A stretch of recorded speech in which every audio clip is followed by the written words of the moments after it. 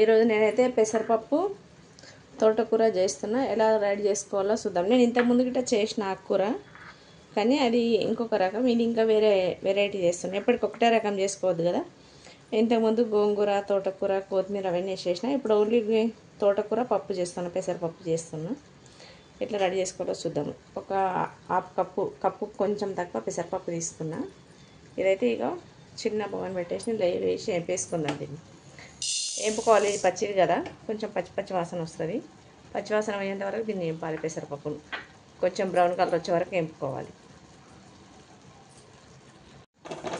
ఇంకా కొంచెం ఎర్రగా కావాలి, వేపేసుకోవాలి. దీన్ని పప్పు అయితే మంచిగా ఎంగిపోయింది. పెసరపప్పు ఇట్లా మంచిగా బ్రౌన్ కలర్ వచ్చేసింది. ఇప్పుడు దీన్ని దింపేసుకుందాం. దింపేసి పక్కన పెట్టేస్తాం. గిన్నె పెట్టా. ఇప్పుడైతే ఆయిల్ వేసేసుకుందాం.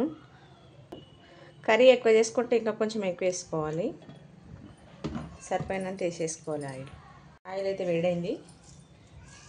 జీలకర్ర ఆవాలు వేసేసుకున్నాం. 2 స్పూన్లు జీలకర్ర ఆవాలు వేసుకున్నాం.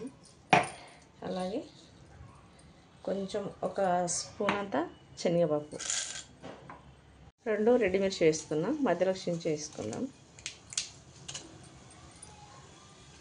అలాగే ఒక ఉల్లిగడ్డ సన్నగా తరిగి పెట్టిన మీడియం సైజు ఉల్లిగడ్డ, 2 పచ్చిమిర్చి అన్నీ వేసేసుకున్నాం ఒకసారి.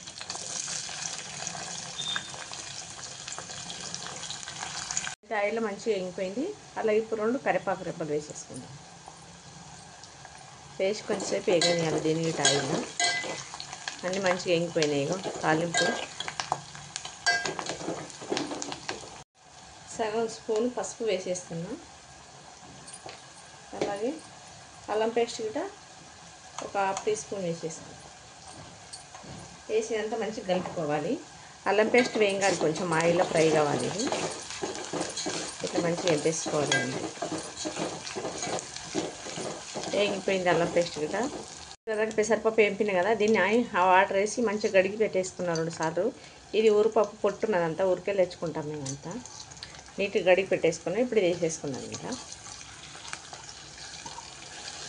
వేసి దీన్ని మంచిగా కలుపుకుంటూ ఒక 2 నిమిషాలు ఆయిల్లోనే మగ్గనియాలి. ఇట్లా ఆయిల్లో ఉడికితే మంచి టేస్ట్ వస్తుంది కర్రీ. ఒక 2 నిమిషాలు మూత పెట్టి ఉడికించేస్తాయి. ఇప్పుడు పెట్టేసుకున్నాం. ఇప్పుడైతే మూత వేసి ఆయిల్లో మంచిగా ఫ్రై అయిపోయింది పప్పు అంతా.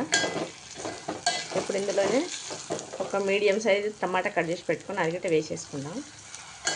వేసి దీన్ని మంచిగా కలిపేసుకొని ఇంకాసేపు ఆయిల్లోనే ఉడకబెట్టి టమాటా అంతా మెత్తబడాలి. మెత్తబడ్డదాకా ఆయిల్లో ఉడికించుకోండి. మూత చూద్దాం. టమాటా అయితే మెత్తగా ఉడికిపోయింది. ఒక స్పూను సాల్ట్ వేసేస్తున్నా. సరిపోకపోతే మళ్ళీ టేస్ట్ బట్టి తర్వాత వేసుకోవచ్చు. ఒకసారి వేసి సరిపోతుంది కదా. వేసి దీన్ని ఇట్లా మెత్తగా కలిపేసుకోవాలి. మంచిగా నీట్గా ఉడికిపోయింది. టమాటా అయితే మొత్తం మెత్తగా ఉడికింది. ఇప్పుడు ఇంత ఆకుకూర వేసేసుకుందాం. ఇప్పుడు ఇదంతా సన్నగా ఇట్లా నీట్గా తరిగి కడిగి పక్కకు పెట్టేసుకున్నా.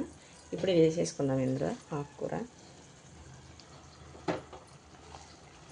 వాటర్ ఏమి వేసుకొని అవసరం లేదు. ఆకుకూరలో వాటర్ వస్తాయి ఉడుకుతుంటే, అవే సరిపోతాయి పప్పు ఉడకడానికి గిట్ట. పెసరపప్పు తొందరగా ఉడికిపోతుంది. ఒక మంటకు ఉడుకుతుంది. ఆ మంట పెద్ద పెట్టేసుకున్నామంటే వాటర్ ఏమి వేయని అవసరం ఉండదు. మూత పెట్టి మగ్గనియాలి. దీన్ని ఒక 2 నిమిషాలు మగ్గితే ఇల్లంతా వాటర్ వచ్చేస్తుంది పైకి. మూత వేసి ఇప్పుడైతే ఇల్లు అంతా మగ్గిపోయింది. మగ్గి వాటర్ వచ్చేసింది అంత ఆకుకూరలోకి వెళ్ళి.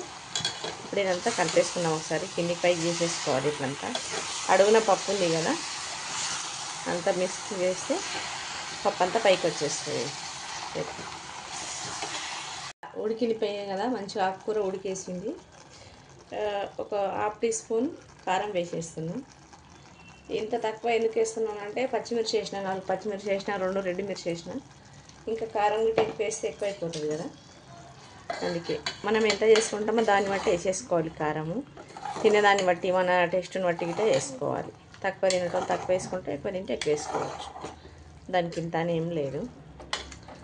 ఇదిగా ఇట్లా చేసుకుంటే మంచి టేస్ట్గా ఉంటుంది అన్నట్టు. పప్పు కాకుండా ఓన్లీ ఆకుకూరనే కాకుండా ఆకుకూరలు చాలా హెల్త్ మంచివి కదా. ఇట్లా వారానికి ఒకసారైనా తినాలి.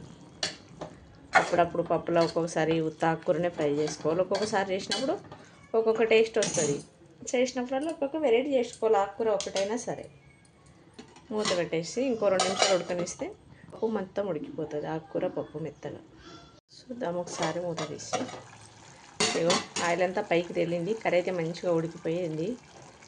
రెడీ అయింది కర్రీ. తోటకూర పప్పు అయితే రెడీ అయిపోయింది. ఇగో ఉడికిపోయింది పప్పు గిట్ట. వాటర్ ఏమి వేసుకొని అవసరం లేదు. ఆకుకూర ఉన్నది కదా, ఆకుకూరలకి వెళ్ళి వాటర్ అని వచ్చేసి పప్పు గిట్ట మంచిగా ఉడికిపోయింది నీట్గా. ఇప్పుడు దింపేసుకుందాం. పొయ్యి ఆఫ్ చేసేస్తాం.